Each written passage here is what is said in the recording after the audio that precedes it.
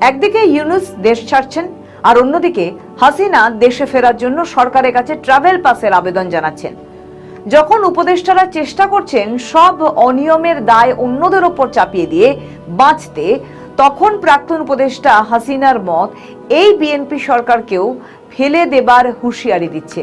ফলে বাংলাদেশের রাজনীতিতে এখন সবচেয়ে বড় প্রশ্নগুলোর একটি, কেন ইউনূস সরকারের উপদেষ্টাদের বিরুদ্ধে দৃশ্যমান ব্যবস্থা নিচ্ছে না তারেক রহমানের সরকার?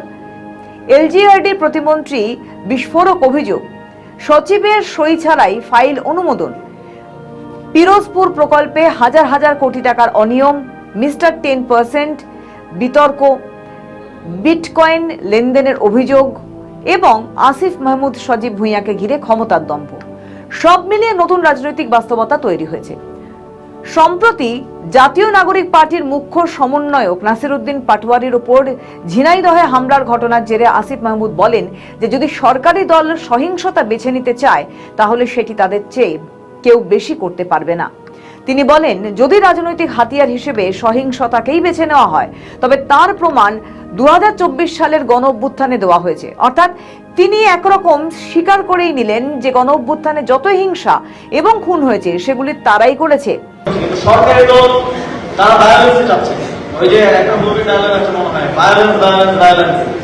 আমাদের রক্ত গরম হইলেও বয়স কম হইলেও আমরা বুঝি যে কখন কি করতে হবে, কখন দেশ করার দিকে কাজ করতে হবে। কিন্তু যদি সরকারি দল ভায়োলেন্স চায়, যদি তারা সেটাকেই একমাত্র রাজনৈতিক হাতিয়ার হিসেবে নিতে চায়, তাহলে এটা যে আমাদের থেকে বেশি কেউ পারবে না। এটা 2024 সালের গণঅভ্যুত্থানে আমরা দেখে দিয়েছি।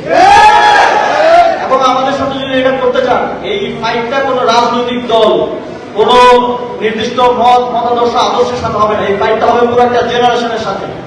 এবং এই জেনারেশনের সাথে ফাইট করার ভুলটা শেখ হাসিনা করেছিল, আশা করি এই ভুলটা তারা প্রমাণ করবে না। আমাদের সহযোগীদের উপর যারা হামলা করেছে, ভিডিও ফুটেজে ছবিতে সবার পরিচয় এসেছে। আজকে রাতের মধ্যে তাদের সবাইকে অবশ্যই গ্রেফতার করতে হবে। যদি গ্রেফতার না করা হয় তাহলে আপনারা যদি ভায়োলেন্স বেছে নেন, আমাদেরকেও ভায়োলেন্স বেছে নিতে বাধ্য হতে হবে। আর এই তথ্যগুলি অজানা নয় এই বিএনপি সরকার প্রধানের। তিনি ভালো করেই জানেন হাসিনার পতন হয়েছে চক্রান্তের মাধ্যমে, যার সুফল পাচ্ছেন তিনি প্রধানমন্ত্রী হয়ে।